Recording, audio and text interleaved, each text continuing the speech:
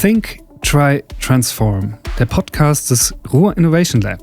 Und wir sind bereits in Folge 5, in der es um das Thema Gründen und Transfer geht. Was passiert also mit den Ideen, die in der Wissenschaft generiert werden, nachdem sie die Universität verlassen haben? Und dazu haben wir 2 Gäste eingeladen, die sich genau damit auskennen. Das ist einmal Michelle Twarzek, die Gründungsberaterin und Projektmanagerin der World Factory in der Ruhr-Universität Bochum, und Thomas Seidensticker, einer der Mitgründer des Startups Simplified, von dem wir noch einiges hören werden. Mein Name ist Sven Danigettes und ich freue mich sehr, dass ihr da seid. Lieber Thomas, in den Ruhr-Nachrichten habe ich gestern oder in den letzten Tagen einen Artikel über euch gelesen, der mich vom Titel her schon wirklich abgeholt hat. Da stand nämlich: Revolutionieren diese Dortmunder die Chemie.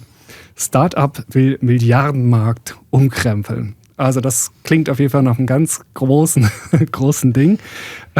Vielleicht die erste Frage: Kannst du mir einmal kurz beantworten, ob ihr wirklich die Chemie revolutioniert? Und zweitens, wenn ja, wie genau ihr das eigentlich anstellt?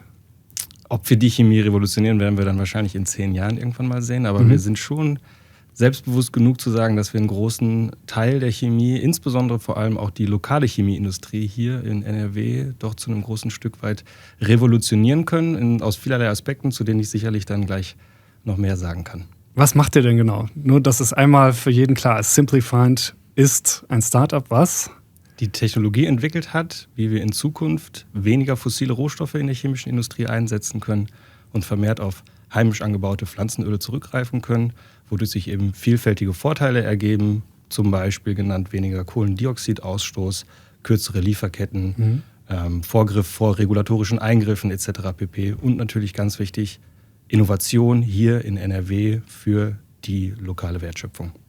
Also statt Rohöl aus irgendwelchen Ländern in Kanistern, in großen Öltonnen zu importieren, stellt ihr das selber her aus ganz anderen Materialien, oder wie sieht das aus? Genau, aus Pflanzenöl. Also wenn man im Sommer tatsächlich aus dem Fenster guckt, nicht nur hier in Bochum, sondern auch genau bei mir aus dem Büro, dann sieht man die blühenden gelben Rapsfelder.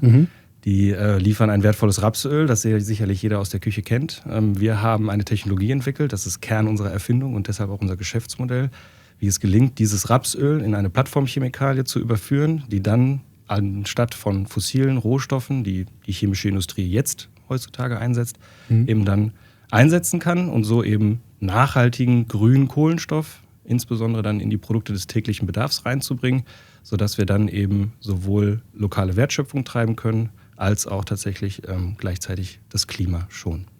Wow. Michelle, wie hilft man heutzutage mit deiner Arbeit, solche möglichen Revolutionen anzustoßen? Wir als World Factory sind die Anlaufstelle für Transfer und Gründung hier an der Ruhr-Universität in Bochum. Das heißt, wir versuchen Ideen, Innovationen, die Studierende, WissenschaftlerInnen, aber auch Alumni, die vielleicht schon die RUB verlassen haben als Hochschule, zu finden, dabei zu unterstützen, eben Ideen und Innovationen in marktfähige Geschäftsmodelle zu überführen, um da eben einen Hebel auch für die Wirtschaft darzustellen, um ja wirklich Innovation in den Markt zu bringen. Das gelingt ganz gut. Wir haben sehr viele Sensibilisierungsangebote. Das heißt, es geht bei uns primär darum, überhaupt Gründung als Option für Studierende oder eben WissenschaftlerInnen darzulegen, zu überlegen, okay, das kann eine Möglichkeit für mich sein, ein Karrierepfad nach dem Studium, nach dem PhD, Gründung einfach als Option wahrzunehmen, aber sich auch auszuprobieren, dazu zu ermutigen, überhaupt in diese Richtung zu denken. Und da haben wir sehr viele Angebote geschaffen, sehr vielfältig, gehen wir sicherlich auch gleich nochmal im Detail darauf ein. Aber das ist ein Kern unserer Arbeit, den wir eben mitleisten. Wenn ich das richtig verstehe, dass man auch erstmal unverbindlich ausprobieren kann, ob das was für einen ist, statt sofort den großen Schritt zu machen, eine GmbH anzumelden und damit sozusagen in der freien Wildbahn bestehen zu müssen. Ist das so ein bisschen auch die Aufgabe? Ja, also wir sind in einer Situation in Deutschland, dass wir beispielsweise gerade für sehr wissensbasierte Ausgründungen oder diese Deep Tech-Ideen auch sehr viele Förderprogramme vom Land und vom Bund haben. Das heißt, man hat wirklich einen Zeitraum, in dem man die Idee ausprobieren kann, in dem man Prototypen entwickeln kann, in dem man ein marktfähiges Produkt oder ein marktfähiges Geschäftsmodell so weit entwickeln kann. Selbst wenn man sich danach nicht entscheiden sollte zu gründen, fällt man relativ sanft, würde ich jetzt so in den Raum stellen. Also wir haben sehr viele Möglichkeiten, die eben von Fördermittelgebern geschaffen werden. Aber auch so geht es darum, sich auszuprobieren. Also wir ermutigen schon dazu, man lernt sehr viel als Gründer oder auf diesem Gründungsweg. Und das sind, glaube ich, Qualifikationen, die auch einen später, selbst wenn man sich entscheidet, in den Konzern, in die freie Wirtschaft zu gehen, einem sehr zugutekommen können, sodass es nicht darum geht, du musst jetzt gründen, das große Ziel muss jetzt zwangsläufig die GmbH sein. Klar freut es uns, wenn es darauf hinausläuft und natürlich unterstützen wir dahingehend. Aber wenn jemand sagt, ich habe festgestellt auf dem Weg dahin, das ist absolut nichts für mich, hat sie oder er hoffentlich da auch nochmal andere Qualifikationen, andere Skills mitgenommen, die einem dann später zugutekommen. Tobias, nochmal zu dir. Wenn du von wir sprichst, Simplify, wer ist das? Okay, die ganz kurze Geschichte ist, dass die Idee dieser Gründung bzw. die Technologieentwicklung im Rahmen eines von der Fachagentur Nachwachsende Rohstoffe finanzierten Drittmittelprojekts gelaufen ist, bei mir am Lehrstuhl für Technische Chemie der TU Dortmund. Und diese Mittel habe ich dann 2020 für meine Nachwuchsgruppe bewilligt bekommen und habe dann den ersten Doktoranden 2021 eingestellt. Das war Maxi Spiekermann, eben einer meiner Co-Gründer. Und der hat die Aufgabe von mir bekommen, entwickle eine Technologie oder finde sie, die eben Pflanzenöle so aufbereitet, dass man damit einen universellen Rohstoff für die chemische Industrie hat.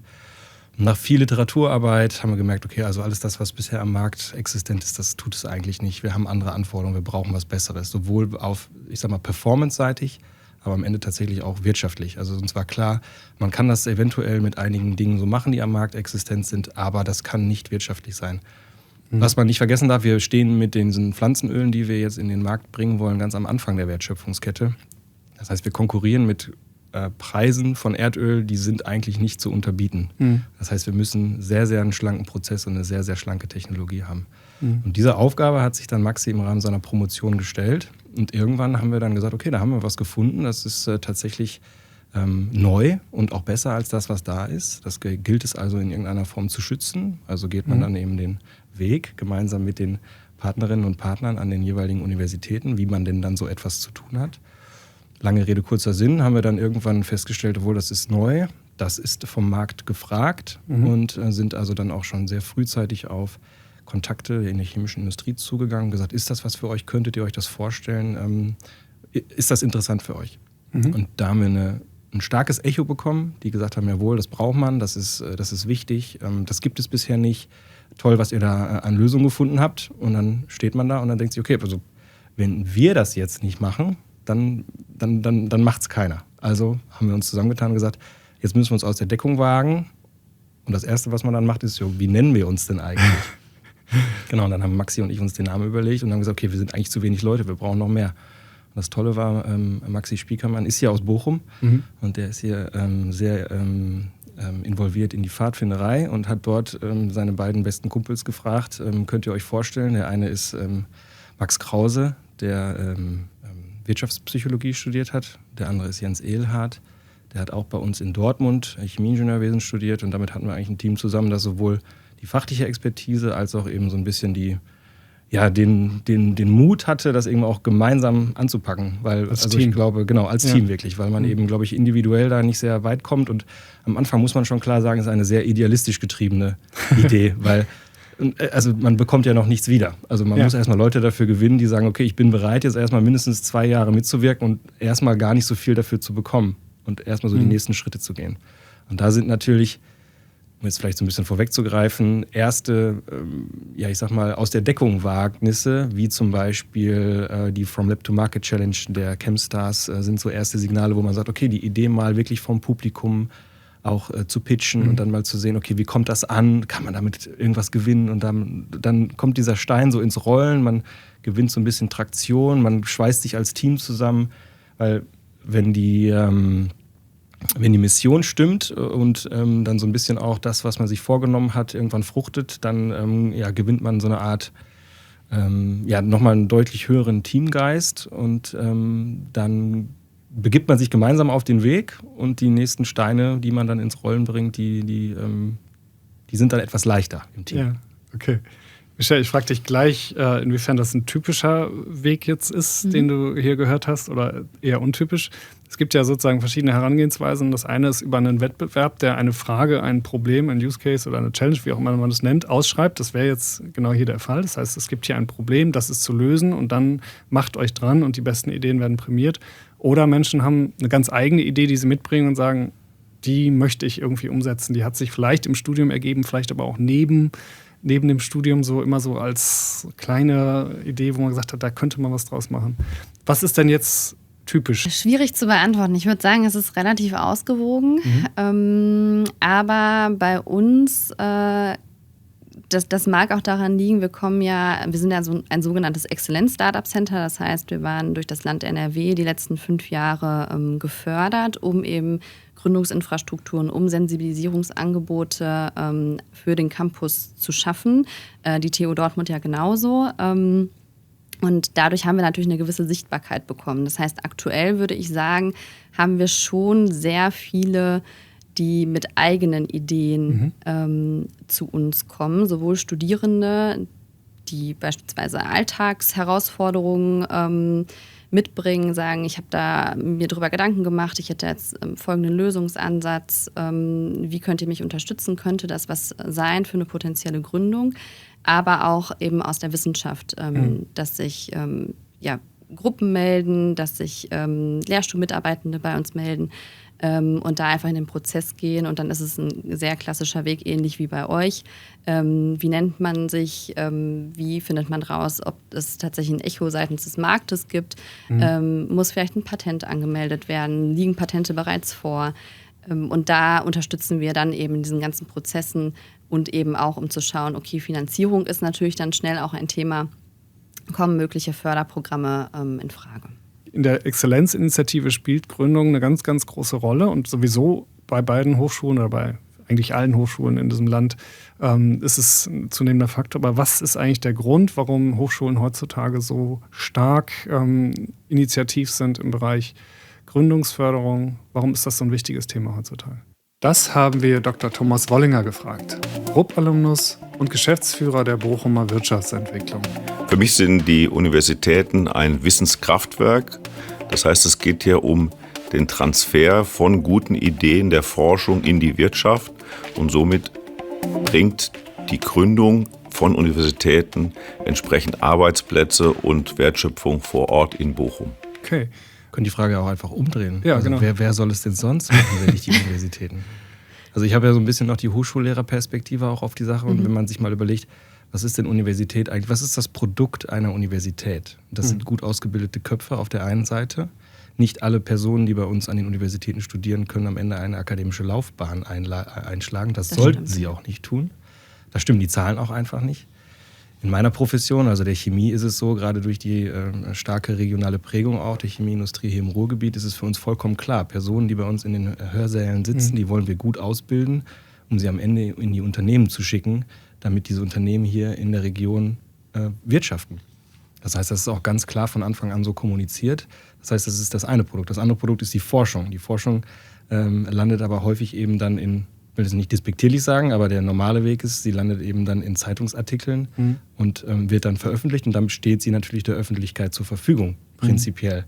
Nur wie kann diese Forschung am Ende auch tatsächlich Traktion auf der Straße, also in der Wirtschaft oder auch für eine gesellschaftliche Veränderung zur Verfügung stehen? Und dafür braucht es eben die Personen, die es umsetzen.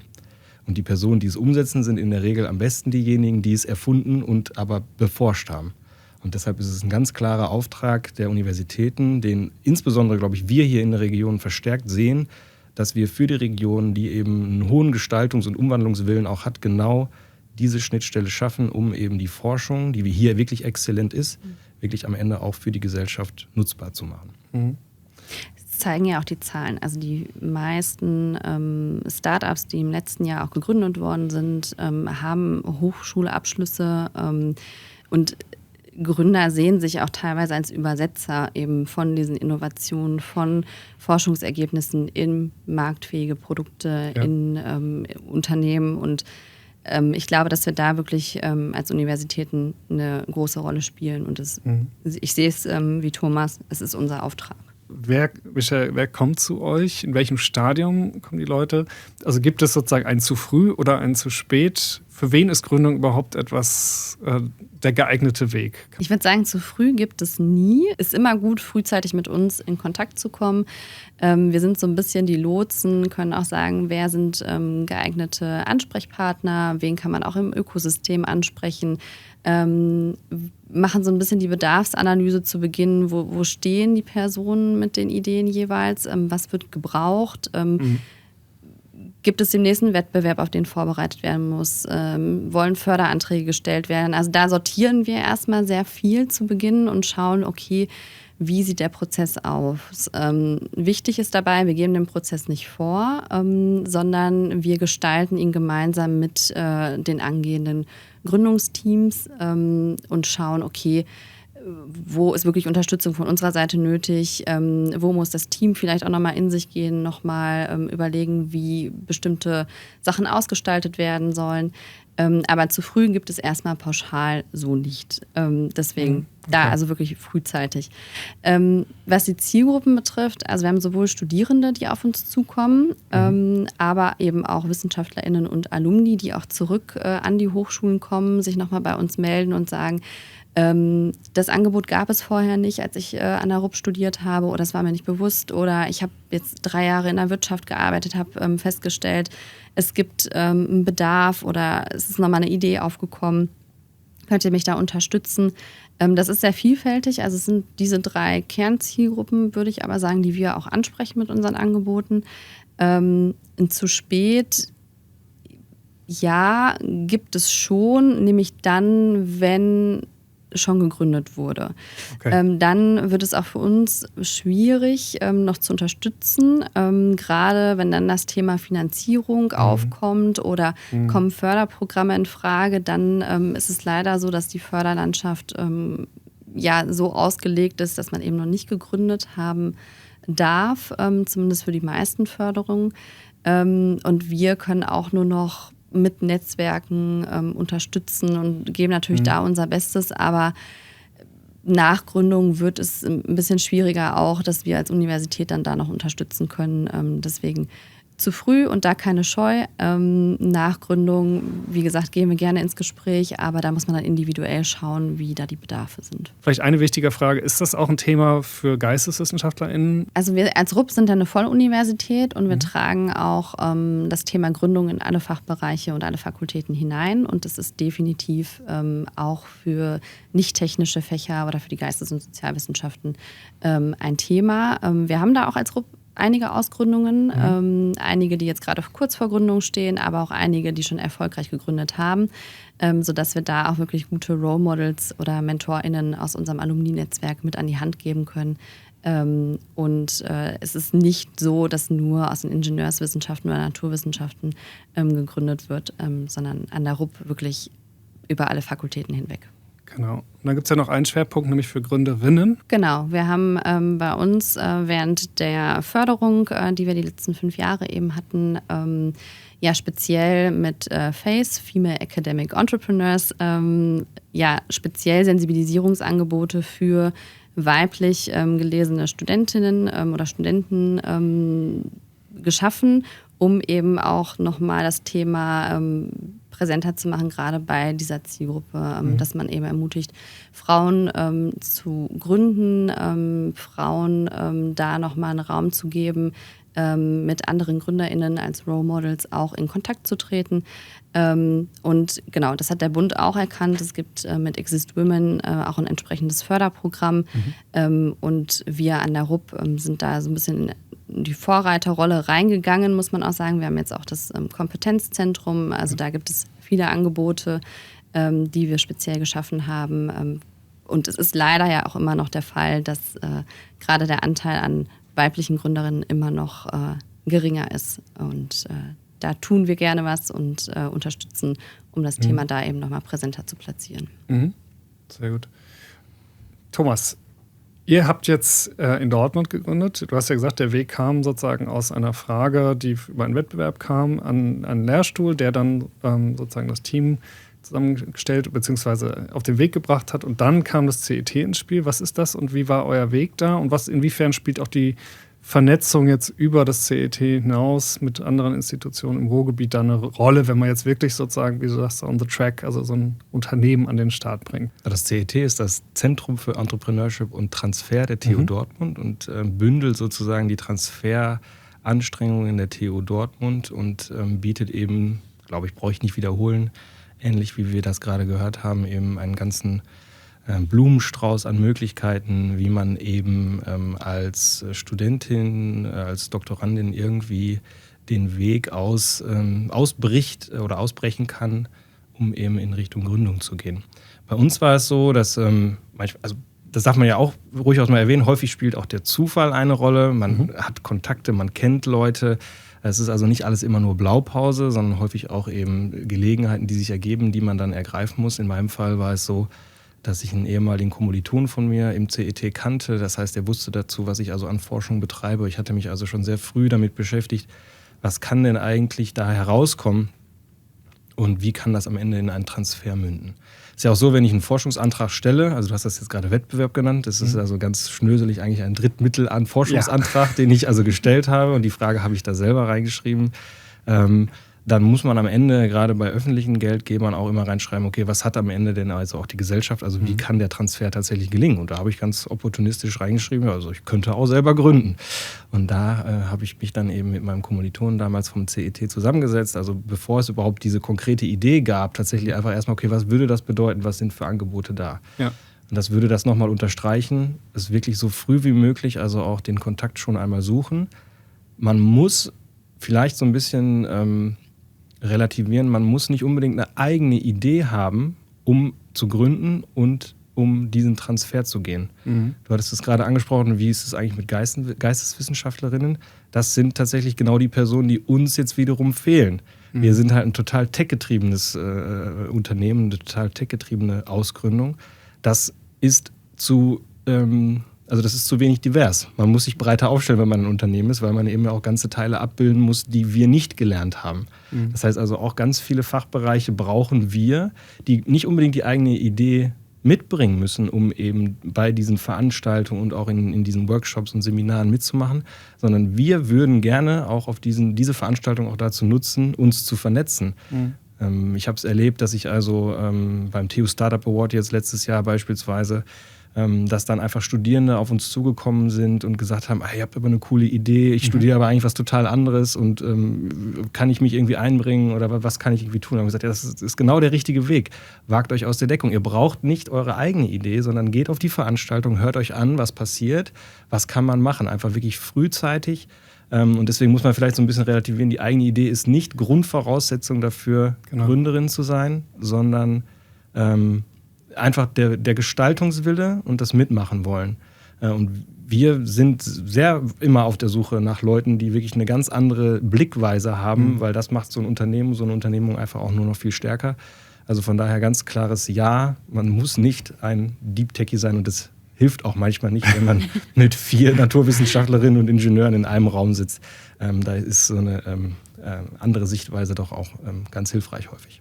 Wir haben, um das Thema der Vernetzung und der etwas größeren Strategie noch einmal in den Blick zu nehmen zum Abschluss, einmal den Prorektor Forschung und Transfer der Ruhr-Universität Bochum, Günter Meschke, gefragt, was denn sonst noch gerade so los ist. Und er hat uns etwas erzählt, was wir uns kurz anhören und dann gehen wir da zum Abschluss noch einmal auf das Ökosystem hier rund um Gründung und Startups im Ruhrgebiet ein. Die Ruhrgebietsuniversitäten haben seit fast 10 Jahren nunmehr erkannt, welche große Bedeutung sie haben für die Transformation des Ruhrgebiets insgesamt hin zu einer stark von Technologie und Wissen geprägten Gesellschaft. Ich kann sagen, dass wir mittlerweile beide Universitäten unter den Top 10 der deutschlandweit sind in Bezug auf Gründungsaktivitäten. Und ich kann auch sagen, dass wir seit 2019 insgesamt 360 Ausgründungen mittlerweile zu verzeichnen haben. Ich glaube, wir können stolz sein, dass wir in den letzten 6 Jahren diesen großen Gradienten geschafft haben hinsichtlich Gründungsaktivitäten. Und ich glaube, sagen zu können, dass wir damit auch einen gewissen Beitrag zur wirtschaftlichen Entwicklung des Ruhrgebiets insbesondere, aber natürlich auch darüber hinaus leisten werden. Und unsere Stärke besteht in der frühphasigen Förderung. Und wir sind dabei, das Ruhr Innovation Lab auch ganz stark anzudocken an einen Leuchtturm in Bezug auf sogenannte Acceleration im Gründungsbereich. Das ist die sogenannte Brück Startup Alliance, mit der wir eben als die Institution, die die frühphasigen Talente erkennt und entwickelt und dann anschließende Möglichkeiten haben, über die Brück Startup Alliance diese Talente nicht in irgendwelche anderen Regionen abwandern zu sehen, sondern tatsächlich auch in der Region weiterzuentwickeln, zu prosperierenden Unternehmen weiterzuentwickeln und auch hier in der Region zu halten. Jetzt haben wir hier einen wichtigen Namen noch gehört, den wir vielleicht noch mal einmal einordnen, nämlich die Brick Startup Alliance. Michelle, was ist das genau? Es gab vor 2 Jahren, meine ich, ist der ganze Prozess gestartet, den sogenannten Leuchtturmwettbewerb, der vom Bund ins Leben gerufen wurde. Also vom Bundeswirtschaftsministerium in dem Fall. Und es geht darum, tatsächlich deutschlandweit, es ist nicht auf eine Region nur fokussiert, sondern deutschlandweit sogenannte Leuchttürme. Später wurde es weiterentwickelt und hieß Startup Factory, das ist vielleicht einigen ein Begriff, zu schaffen, nach dem Beispiel der TUM in München. Um eben starke Startup-Ökosysteme zu gestalten und da nochmal Akteure und Leuchttürme zu schaffen, die uns auch international dann nochmal eine gewisse Strahlkraft beschaffen. Und gemeinsam mit BRIC und den 3 UA-Ruhr-Universitäten, das heißt der TU Dortmund, der Universität Duisburg-Essen und wir als Ruhr-Universität Bochum, haben da eben erfolgreich in einem 2-stufigen Verfahren, also es gab eine Konzeptphase, dann gab es nochmal die Antragsphase, haben wir da den Zuschlag bekommen. Das Ganze wird auch unterstützt von der RAG-Stiftung und sind jetzt eben im gemeinsamen Verbund als BRIC Startup Alliance Teil dieser Startup Factory Initiative seitens des Bundes und planen da gemeinsam eben für das Ruhrgebiet, aber eben auch darüber hinaus, also es ist im Ruhrgebiet ansässig, die BRIC Startup Alliance sitzt in Essen, soll aber natürlich nicht nur für die Region, sondern über die Region hinaus eine Strahlkraft entwickeln für das Thema Gründung. Und da sind wir dabei, eben Angebote zu schaffen, die mit den Universitäten, die ja sehr frühphasig, wie Herr Meschke betont hat, Talente schon ausbilden, wir auf den ersten Gründungswegen unterstützen oder die ersten Gründungsschritte mitgehen, dann da tatsächlich dann später, wenn es dann in Richtung Wachstum geht, Angebote zu schaffen, die dann den Teams und den Startups eben zugutekommen. Also das heißt, wenn ich das richtig verstehe, das sind nochmal so Kompetenzzentren, die sich bilden aus schon bestehenden Strukturen, die dann nochmal besonders gefördert werden, weil sie schon, sagen wir nicht das Wort Exzellenz, weil das ist jetzt eine andere Initiative, aber weil sie schon besonders erfolgreich arbeiten und auch schon besonders erfolgreich Strukturen entwickelt haben. Ich würde es gar nicht als Kompetenzzentren bezeichnen, sondern es ist wirklich eine Factory, es ist wirklich eher eine Art Schmiede für wo dann nochmal wirklich Schnittstellen mehr geschaffen werden. Also in unserem Fall ist es so, dass es natürlich einen Fokus geben wird, wie kann man für die Startups nochmal den Weg in die Wirtschaft mit gestalten?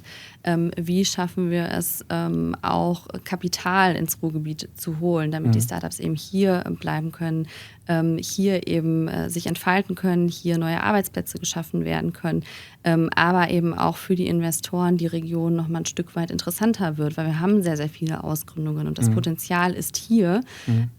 Also das wird ein Fokus sein, aber eben auch zu schauen, okay, welche Herausforderungen haben Unternehmen hier in der Region. Da sind wir bei dem Ansatz, den Thomas anfangs gesagt hatte, okay, was braucht vielleicht die Wirtschaft? Und dann sind wir in Zusammenarbeit mit der BRIC Startup Alliance als Universitäten dabei zu schauen, okay, welche Talente haben wir, die für passende oder für aktuelle Herausforderungen, die wir in der Wirtschaft haben, Lösungen entwickeln können. Welche Lösungsansätze oder Innovationen gibt es vielleicht an den Hochschulen gerade?